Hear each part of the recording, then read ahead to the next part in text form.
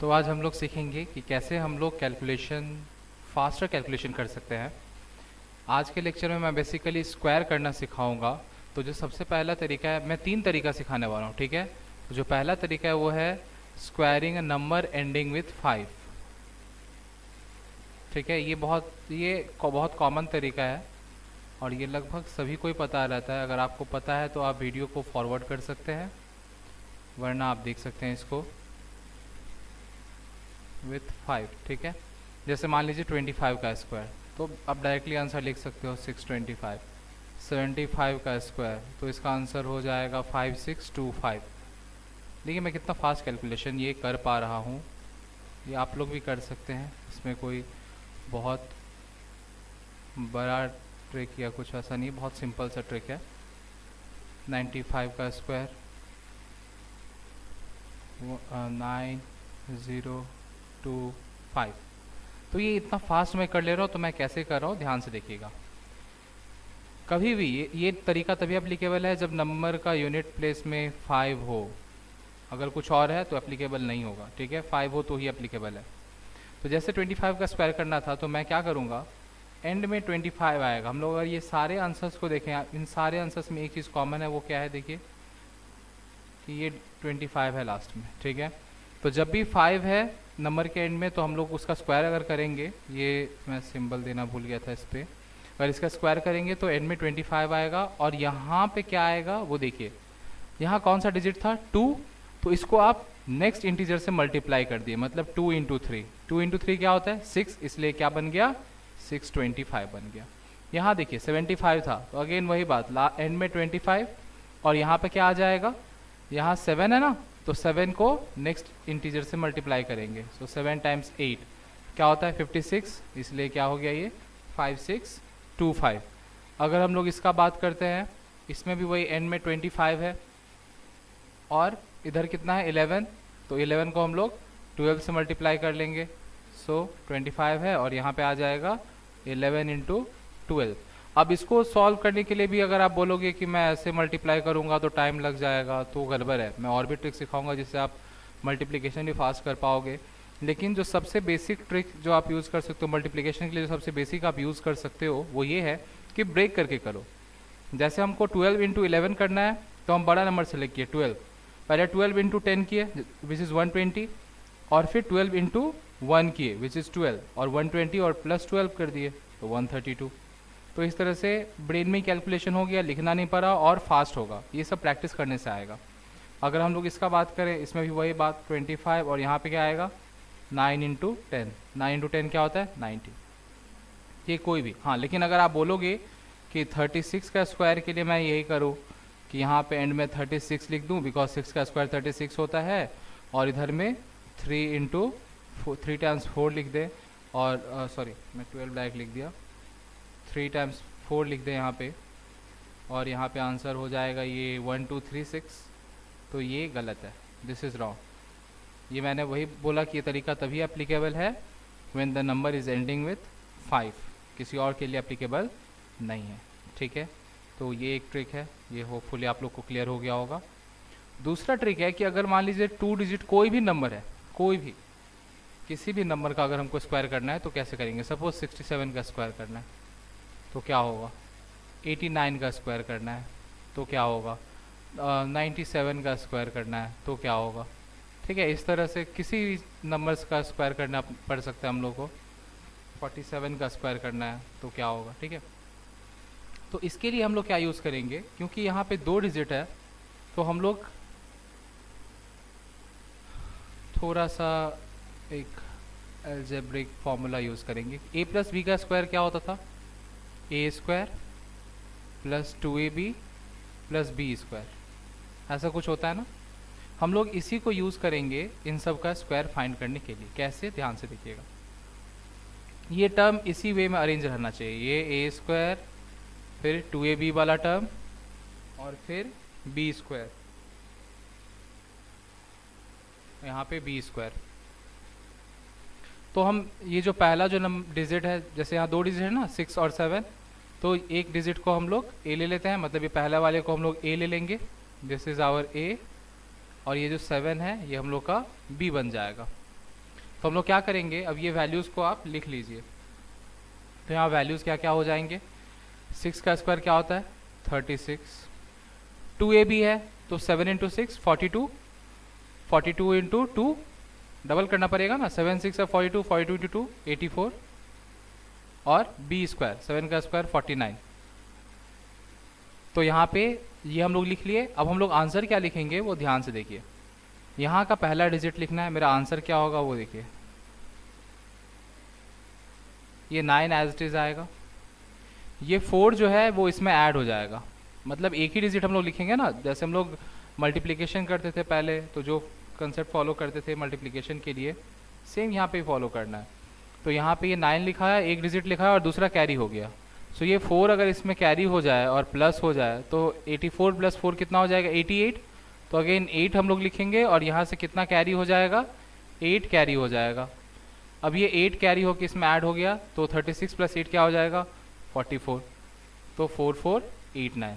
तो इस तरह से हम लोग बहुत ही फास्ट कैलकुलेशन कर सकते हैं। हो सकता है कि इनिशियली ये देखने में बहुत लेंदी लगे, लेकिन एक बार आप प्रैक्टिस करोगे तो फिर क्या होगा, इतना आपको लिखना नहीं पड़ेगा, आप डायरेक्ट इसके बाद इसका आंसर लिख पाओगे।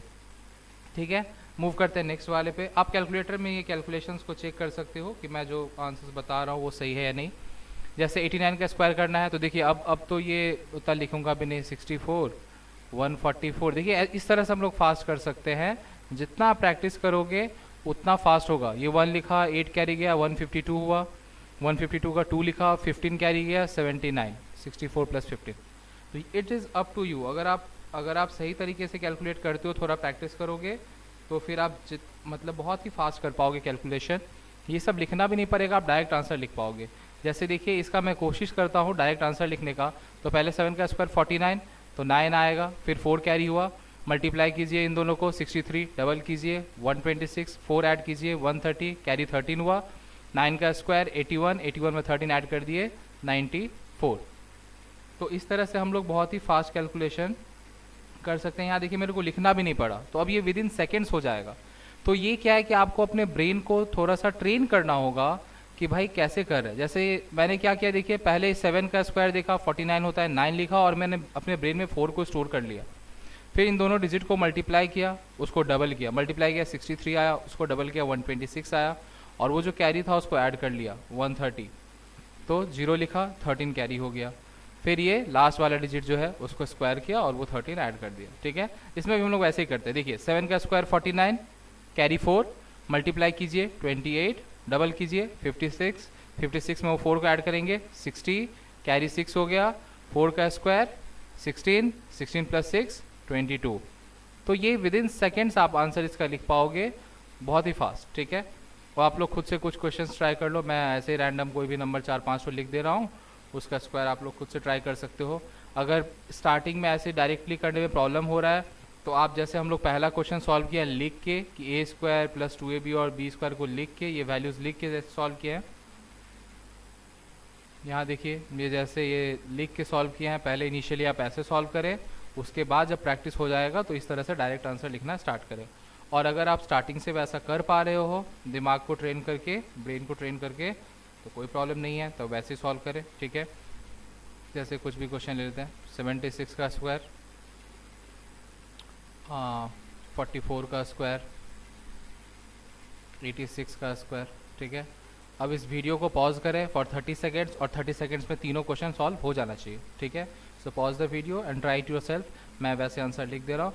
6 का स्क्वायर 36, कैरी 3, दोनों को मल्टीप्लाई करो 42, डबल करो 84, 84 प्लस 3 87, कैरी 8, 7 का स्क्वायर 49 प्लस 8 57। ठीक है, मैं देखिए डायरेक्ट लिख रहा हूँ, लेकिन आप लोग चाहो तो वैसे लिख भी सकते हो। जैसे इसमें इसके लिए क्या लिखता, पहले 7 का स्क्वायर 49, फिर इसका 2ab लिखता 84, फिर उसके बाद जाके 6 का स्क्वायर 36, तो यहाँ पहले 6 आया, फिर ये 3 इसमें ऐड हो के 87 हो गया, तो यहाँ पे 7 आया, फिर ये 8 इसमें ऐड हो गया, 8 जो कैरी हुआ था वो इसमें ऐड हो गया 57 हो गया, यहाँ पे ऐसा आया।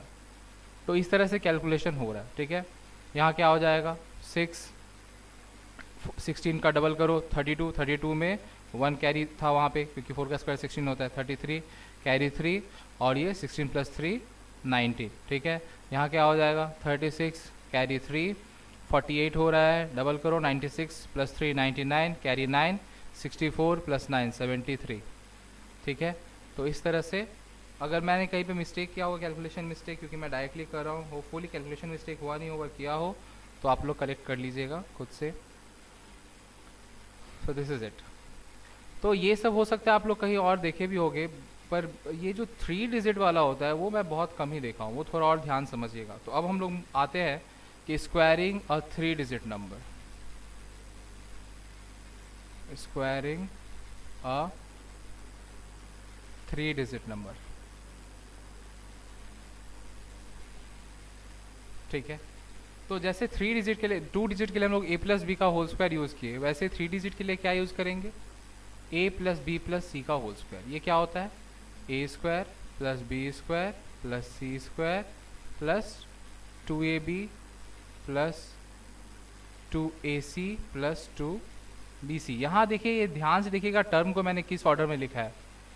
मैं इसको 2ab plus 2bc plus 2ca भी लिख सकता था, पर मैंने इसी ऑर्डर में लिखा है बिकॉज हम लोग जो तरीका यूज़ करेंगे उसमें यही ऑर्डर काम आएगा।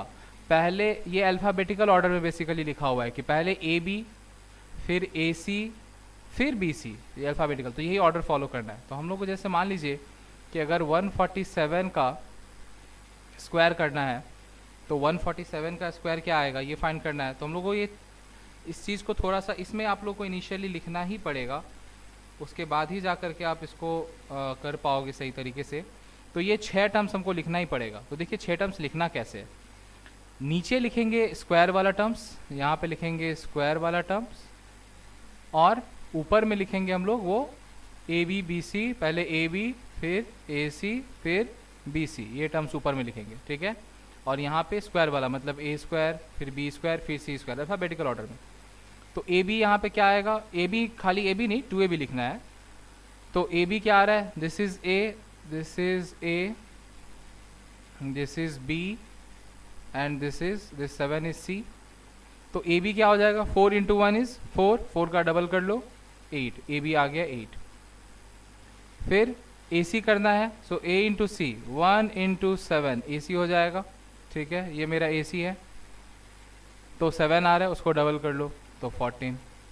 और फिर लास्ट में बी सी, बी सी कितना आएगा, बी सी हो जाएगा 4 इंटू 7 जो कि 28 है, उसको डबल कर लीजिए तो 56।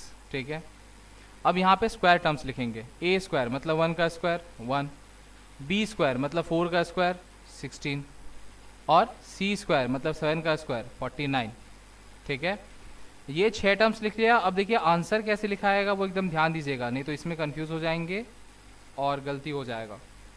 तो यहाँ क्या होगा, सबसे पहले तो ये जैसे हम लोग स्क्वायर का डिजिट्स लिखते थे वैसे लिखेंगे, ये 9 आ जाएगा। सबसे पहला डिजिट मेरा आंसर का ये 9 आ जाएगा।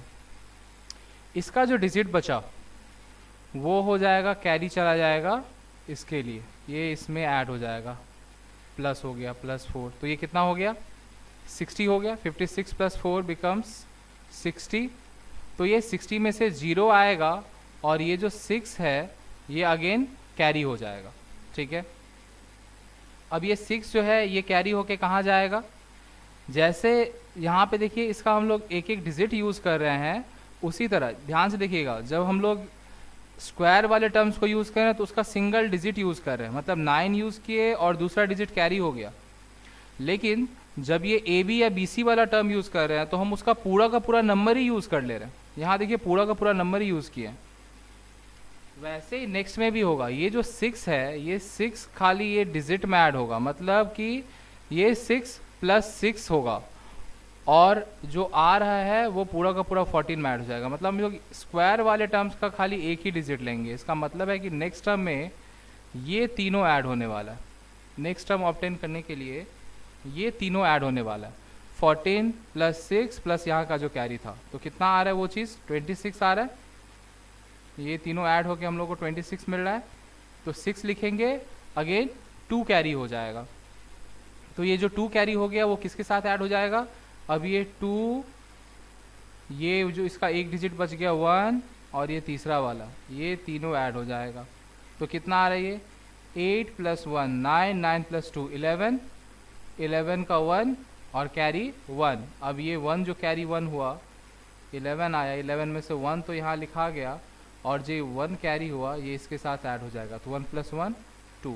तो आंसर क्या आएगा 21609। थोड़ा सा कॉम्प्लिकेटेड है, एकदम ध्यान देना है। मतलब मेन जो कंसेप्ट इसमें याद रखना है वो ये है कि हम लोग जो स्क्वायर वाले टर्म्स का है उसका एक एक डिजिट ले रहे हैं, और ये वाला जो टर्म है ए बी बी सी और ए सी वाला टर्म जो है इसको हम लोग पूरा का पूरा ऐड कर रहे हैं, पूरा का पूरा ऐड कर रहे हैं। स्क्वायर वाले से एक एक डिजिट ऐड कर रहे हैं और उसमें से हम लोग पूरा का पूरा ऐड कर रहे हैं।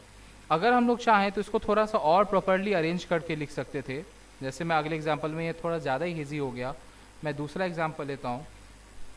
सपोज कि है 645 का स्क्वायर, 645 का स्क्वायर। अच्छा, इसके लिए हम लोग एक ये भी कर सकते थे कि 64 × 65 कर लें और फिर 25 लिख दें, because it is ending with 5 ना, तो हम लोग ये भी यूज़ कर सकते हैं।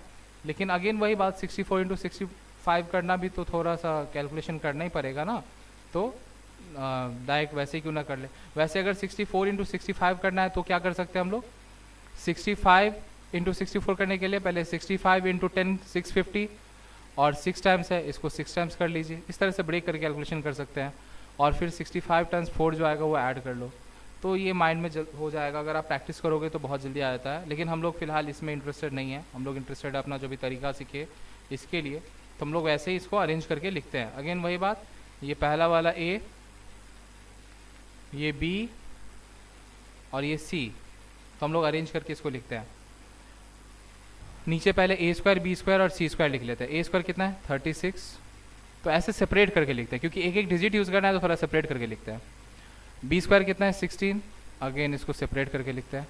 और सी स्क्वायर कितना आएगा 25, फिर इसको सेपरेट करके लिखते हैं। ठीक है, अब ए बी को ऐड कीजिए, ए बी को मल्टीप्लाई, मतलब ए बी कैलकुलेट कीजिए। ए बी क्या आ रहा है 6 × 4 24, उसको डबल कर लो 48, तो ये 48 इसके डिजिट के ऊपर लिख लेना है। नहीं सॉरी, इसके डिजिट के ऊपर मत लिखो, ये यहाँ पे जो बीच वाला टर्म है इसके डिजिट के ऊपर लिख लेंगे, इसका सेकेंड वाला। ठीक है, फिर ए सी कितना आ रहा है 6 × 5 30, 30 को डबल कर लो 60, वो यहाँ पे, और लास्ट में ए बी हो गया, ए सी हो गया, अब लास्ट में बी सी। सो 4 × 5 क्या है 20, 20 को डबल कर लो 40, 40 इसके ऊपर। तो इस तरह से अगर सेपरेट करके लिखेंगे तो ज़्यादा अच्छे समझ में आ जाएगा। ये 5 एज इट इज़ आ जाएगा, फिर 40 + 2 42 आया, तो 2 लिखा आएगा और 4 कैरी हो गया। फिर इन सबको ऐड कीजिए, 6 + 4 10, 10 + 60 70, तो 0 आएगा और 7 कैरी हो गया। फिर ये ऐड करो, 7 + 1 8, 8 + 48 56 का 6 लिखो, 5 कैरी। नाउ लास्ट में 36 + 5 41, सो 645 का स्क्वायर क्या हो जाएगा 645 × 645 अगर हम लोग करते हैं तो आंसर आता है 416025। ठीक है, एक और मैं, अगर कन्फ्यूजन क्लियर नहीं हुआ हो, अभी भी कन्फ्यूजन हो, तो एक और मैं सॉल्व करके दिखा देता हूँ। सपोज कि 629 का स्क्वायर करना है, तो वही बात क्या करेंगे, यहाँ पे स्क्वायर टर्म्स को लिख लो 36, 2 का स्क्वायर। अच्छा यहाँ देखिए ध्यान से, ये 2 का स्क्वायर 4 होता है, तो हम लोग इसको 0 4 लिखेंगे, और 9 का स्क्वायर 81 एज इट इज। जो सिंगल डिजिट में जिसका स्क्वायर आएगा उसको वैसे डबल डिजिट में ही लिखेंगे, आप सिंगल डिजिट में मत लिखिएगा, गलती हो जाएगा। ठीक है, सो 2 का स्क्वायर 4 आता है, तो विल राइट 0 4। ठीक है, अभी यहाँ पे बाकी के ए बी बी सी और ए सी को बैठाते हैं। सो पहले ए बी, तो 9 × सॉरी ए बी हो जाएगा 6 × 2 12, 12 × 2 is 24। Then A C alphabetical जाना है ना, सो 9 × 6 54, 54 का डबल करो 108, और फिर लास्ट में बी सी, सो 2 × 9 इज 18, 18 को डबल कर लें 36। अब ये क्या हो जाएगा 1 एज इट इज़, 36 + 8 44, कैरी 4, 4 यहाँ आ गया, 4 + 4 8 + 108, तो हो जाएगा 116, carry 11, 24 + 11 35, carry 3, 36 + 3 39। So this is our answer. इस तरह से आप लोग अगर थोड़ा सा प्रैक्टिस करोगे तो बहुत ही फास्ट कैलकुलेशन कर पाओगे, स्पेशली स्क्वायर्स फाइंड करना यूजुअली जितने भी एग्ज़ाम्स में होते हैं हम लोग को ये 2 डिजिट या 3 डिजिट नंबर का स्क्वायर फाइंड करना होता है, तो हम लोग इस तरह से बहुत ही जल्दी स्क्वायर फाइंड कर सकते हैं। हाँ, लेकिन प्रैक्टिस मस्ट है। अगर प्रैक्टिस नहीं करोगे तो तरीका आते हुए भी आपको पता ही नहीं होगा कब यूज़ करना है और कैसे यूज़ करना है, कन्फ्यूज़न आएगा। So practice is must, you need to practice a lot. अगर प्रैक्टिस करोगे तो बहुत ही फास्ट कैलकुलेशन कर पाओगे। ठीक है, आज के लिए इतना ही। नेक्स्ट वीडियो में हम लोग और इसके आगे का सीखेंगे तरीका कि कैसे कैलकुलेशंस करना है, और भी बहुत सारा फास्ट कैलकुलेशन सीखेंगे। फ़िलहाल के लिए इतना ही, थैंक यू। और अगर अच्छा लगे तो लाइक कीजिएगा, सब्सक्राइब कीजिएगा और अपने फ्रेंड्स के साथ शेयर कीजिएगा। Thank you.